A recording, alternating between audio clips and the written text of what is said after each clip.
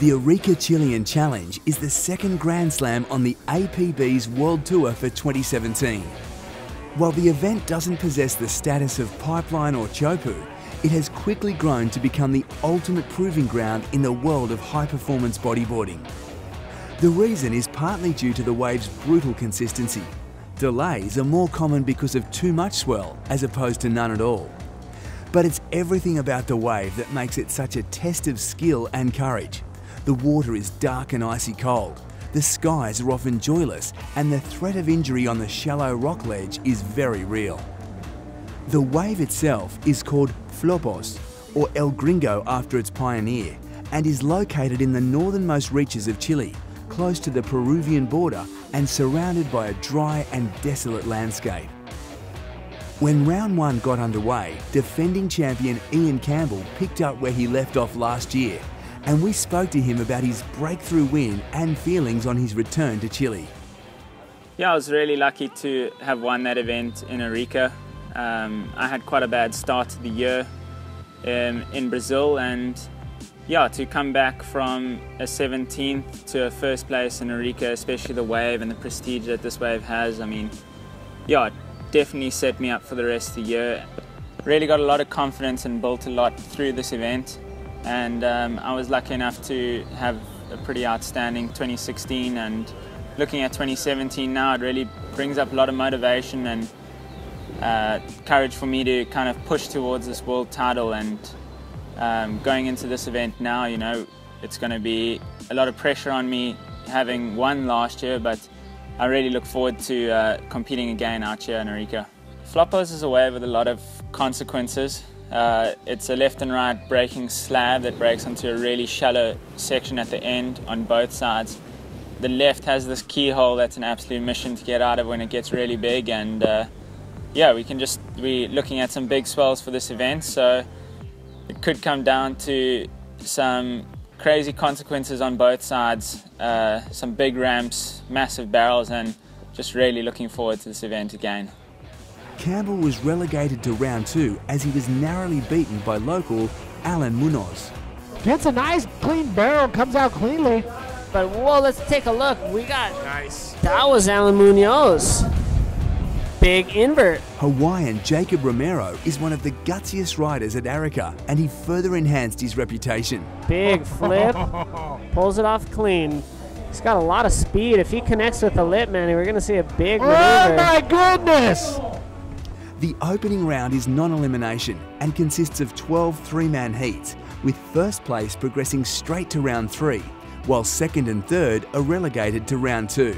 That's where Antonio Cardoso went, despite linking it together on this ride.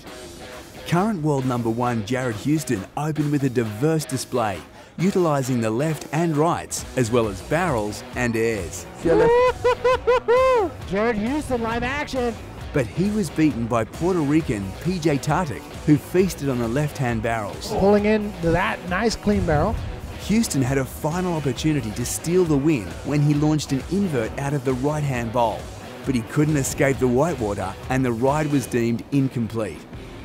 Chilean Joshua Toledo launched off the right to take the win against some more fancied rivals. Joshua taking off on that one. Nice air forward, wow. Heat 8 turned out to be the day's last. Santiago Sanchez had locked away some decent rides when he failed to make it out of a wave, and the water safety jet ski went down attempting the rescue.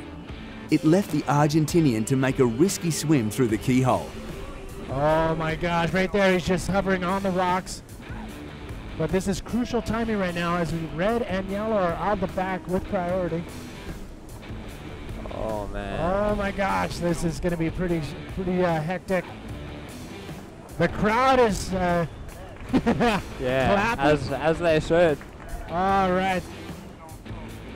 The heat was won by Brazilian Uri Valadeo, who flew out of a smoking left-hand barrel. Uri, so he's only going to need a 2.5 in this wave.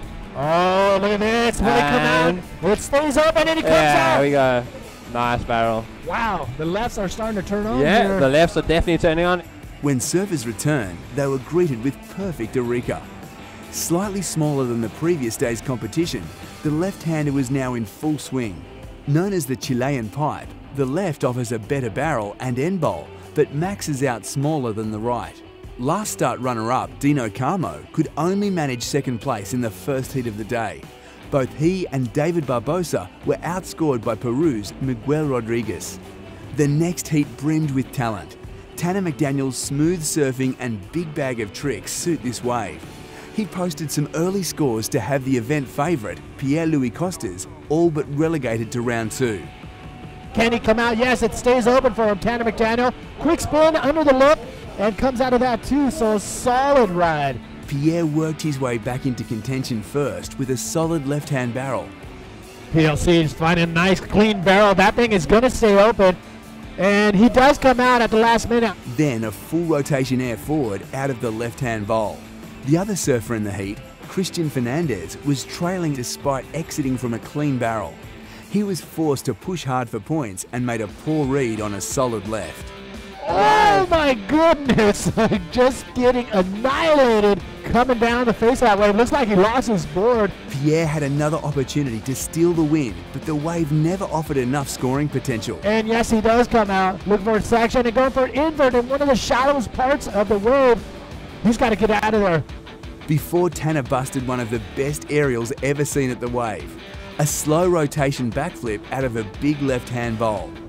Australian wildcard Joshua Baguette-Kirkman then upset the hierarchy when he won the last heat on the back of some brave aerial surfing. Joshua Baguette-Kirkman, nice forward. Love the projection off the lip, clean maneuver, nice execution. I thought it was a 10, but that's a joke. That's a joke. I thought it was okay as a 9.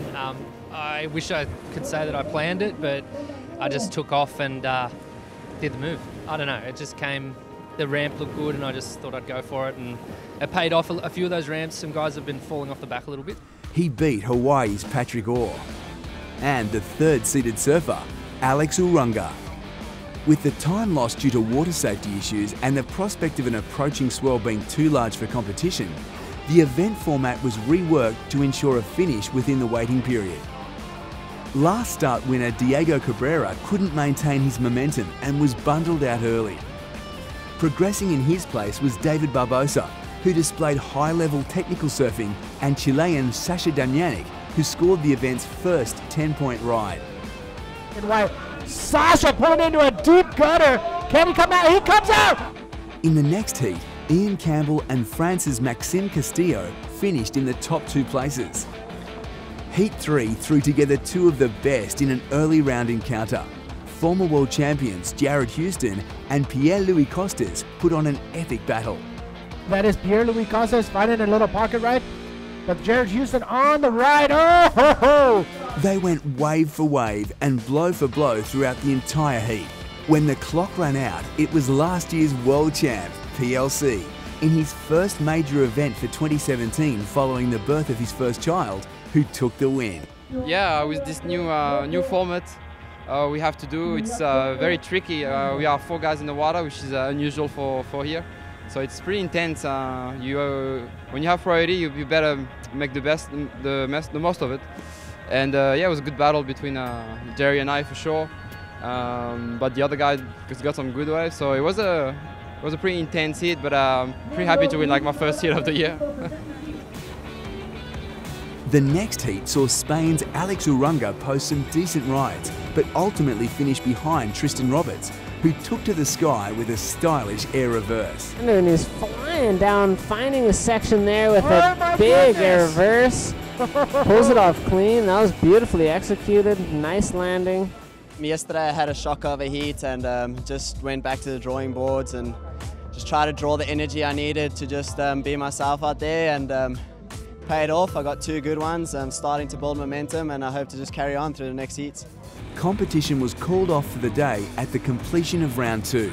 With a new 3-metre swell forecast for the coming days, organisers were set for an epic conclusion to the event. And true to forecast, the 3rd day of competition was held in seriously big surf. I would be expecting some of these sets to be clocking in somewhere in the 20-foot face range. The day got underway with round 3, which also ran full-man heats with the top 2 riders progressing. In heat 1, Tanner McDaniel boosted a bold air forward but could only manage 3rd place.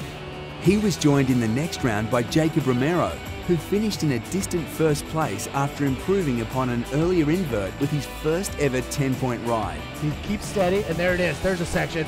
Oh my goodness, Jacob Romero, can he pull it off? And he rides it out! Growing up in Maui, like, we got right-handers like this at Honolulu, so I saw it coming, and it reminded me of home, but just cold water. So I was like, the lip actually did all the whole thing, and I just had to go up and rotate, and I just felt like I was back at home. Alex Urunga couldn't put it together, falling on an invert and getting caught inside, and was eliminated in Heat 3. Joshua Kirkman was a surprise leader late in the heat, before Pierre-Louis Costas regained control and claimed the win. Tons of speed. Oh my nice goodness. big invert. Can he pull it? And he does. Oh and my. he does. It's very solid, and the swell hit Arica like expected, and it's all about like kind of a one-option thing in the water. You have to catch the rides today. I know people later will probably go left, but probably like wait for like a special occasion to do it. But yeah, it's very, very difficult today. Heat 4 was on fire from the beginning, but the lead sat with Jared Houston, courtesy of a big invert. With 10 minutes remaining and Houston still in the lead, the contest site lost power and competition had to be abandoned for the day. Riders returned for the last day of the waiting period with a full day of competition still to run. The 24-hour heat delay didn't break Houston's momentum. And a massive invert. Oh! And he just comes unstuck. Joshua Toledo found the scores to follow him into the quarterfinals. Toledo with a comeback right there with a nice wave exchange, a barrel for himself. That was a pretty strange situation. I've never been in that situation before. To have a heat stop halfway, I mean not even halfway, with 10 minutes remaining, and it was pretty weird the whole day yesterday. I kind of felt like I was still out in the water, so it was really hard to relax. Heat 5 saw Chilean wildcards Sasha Damjanic and Kevin Torres energised by the growing crowd, and they progressed at the expense of the top seeds. Nice short little barrel. Beautiful spit. In the final heat of round 3, Ian Campbell kept his title defence alive. Oh my Nice goodness. left. He's getting totally shacked and comes out clean. He was joined by Alan Munoz, whose well-rounded Arica game earned him a ticket to the next round. Alan Munoz, big section. Nice Oh air my reverse. goodness, are you kidding me? Alan Munoz looking to the left. It's his turn to get inside of the barrel. Can he come out? That thing is staying open. And there he is. Ian Campbell out the back on this left. This is a big wave, and he is flying through the pit here. He's still in there. Oh my gosh. Pretty difficult out there. Just lucky to get those, try to get as many waves as I could out there, and kind of got a little bit aggressive at the start and took 2 quick waves and got some nice scores on those, and then just built from there. Just stoked to get through to the quarterfinals and hopefully keep the dream alive to the finals. This was how the riders lined up for the quarterfinals, where the top 2 would progress to the semis.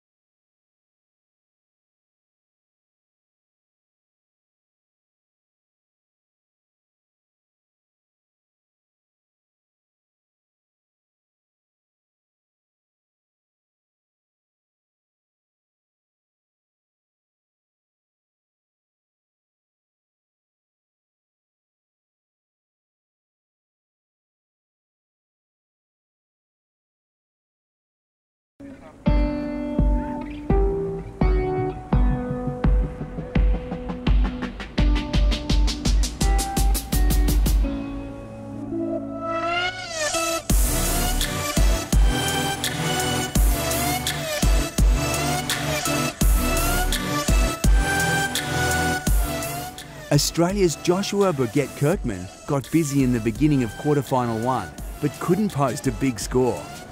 Big check turn right there. Nice, clean little pocket ride. Comes out with a ton of speed. This guy is on fire. Oh my gosh, holding your breath. It is Jacob Romero, the Hawaiian. Look at this big section right here. Big backflip ARS right there. Can he pull it up? And there he is. Antonio Cardoso advanced to the semi-finals via a second-place finish in heat number 2. Pierre-Louis Costas won the heat as he wrangled his way out of a monster barrel. Let's see what he does. He goes for the barrel. So Pierre getting a couple little cover-ups, but a big wave. It was a very close heat and intense heat. No one really got like massive scores, so it was very, very tight. And yeah, it was difficult. Those heats are very intense because anyone can change the situation, and that's what pretty much happened. Like the situation changed a few times, and yeah, I was happy to be first in the last 3 minutes. Jared Houston was at his clinical best in quarter number 3. He made the scary conditions look playful as he threaded some big barrels and attempted some even bigger airs. He connects it with a huge air reverse, Manny. That thing was massive. Flying down the line, pull a huge invert and lands it clean. On the wave behind was the man who'd be following him into the semi-finals, crowd favourite Alan Munoz. Now Alan Munoz out the back on this left, getting a beautiful barrel, spit out clean. Another barrel from Munoz was enough to secure progression, which was aided by their fellow quarter-finalists Sasha Damjanic getting caught inside and washed over the rocks. Quarter 4 saw Ian Campbell continue his domination and edge within 2 heat wins of back-to-back titles. Wow, that was sick. That's a rare wave. Yeah, I mean, there's some big sets coming through, so I just decided to pick the strategy of getting some deep barrels and, man, play it off. I got bounced up in that right-hander, and yeah, just super lucky to come out of it and then get the bonus section at the end. So just stoked, happy with my riding. All my equipment's going so good. So a little bit different to last year. We got 4-man heats now, and yeah, kind of a different strategy going into the semis. But you know, just happy to be back here, and yeah, super amped for the next heat. This was how the 2 semi-finals stacked up, with the first heat containing the current world champion Pierre-Louis Costas, while the second contained the defending event champ and a former world champ in Ian Campbell and Jared Houston. The swell maintained its size and perfection into the semi-finals, and so expectations were high that riders would push even harder in search of the win. In the first semi-final, all the riders managed to scoop an early score to leave the heat evenly poised. Pierre-Louis Costas and Jacob Romero were early leaders. And here's PLC up and riding right now. Big extended roll right there. Roberto Bruno up and riding on this left. Gets a solid barrel and flies up and over him. Romero on the back of a solid air reverse of the right-hand bowl, until Robert Bruno leapfrogged them both to claim the lead. Off the takeoff, he goes into the barrel. He looks like he's done right there, but look at that. Nice clean exit. Costes' late showing helped him regain first position. And he's threading the needle of a nice barrel. This is going to be maybe one of his best waves as he continues to get barreled and does a nice flip out of the end. Jacob Romero had one last opportunity to claim a final spot.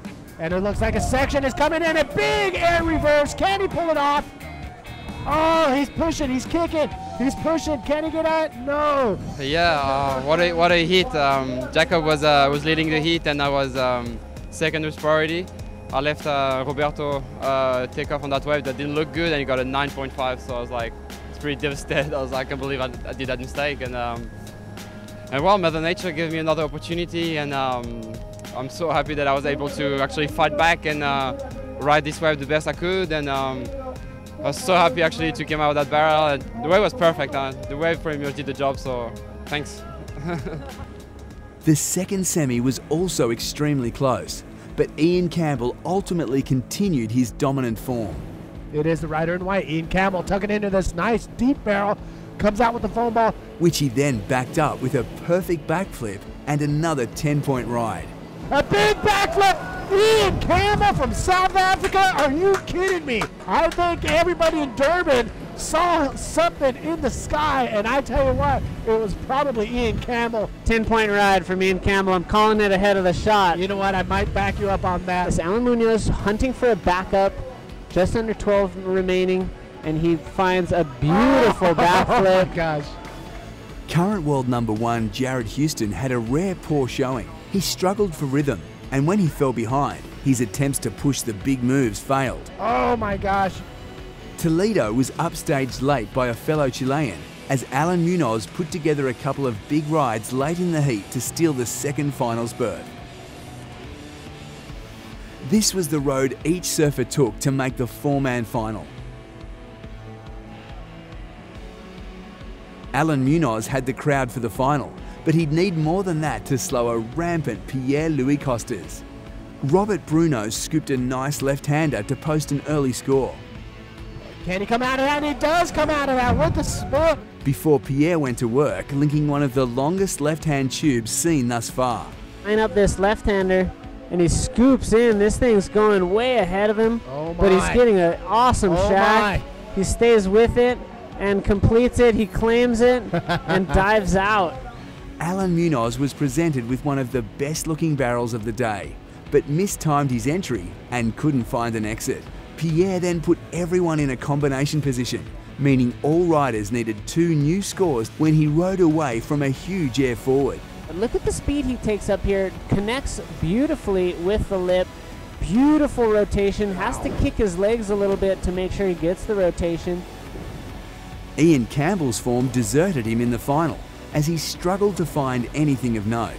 It's not going to run off onto the inside of the reef, but he gets a barrel on the outside. Alan Munoz refused to go down without a serious fight. In search of big numbers, he launched one of the biggest airs ever seen off the shallow left-hand bowl, but unfortunately the landing was too much. My goodness, are you kidding me? Hold on to that, Alan Munoz, hold on to that. The Chilean just going skyward on that ginormous invert. An emotional Costas dedicated the win to his newborn son at home in Portugal. Complete domination in that final. PLC, the Frenchman in the red jersey, will take home the title here. This is how the World Tour leaderboard looks following the completion of the Arica Chilean Challenge, with Jared Houston maintaining his world number 1 ranking, followed by Ian Campbell and Alex Uranga. Pierre-Louis Costas moves into the top 10 on the back of his win. The APB World Tour heads to Europe at the infamous Nazaré in Portugal, where the riders will face some big open barrels and massive ramps. We'll see you there.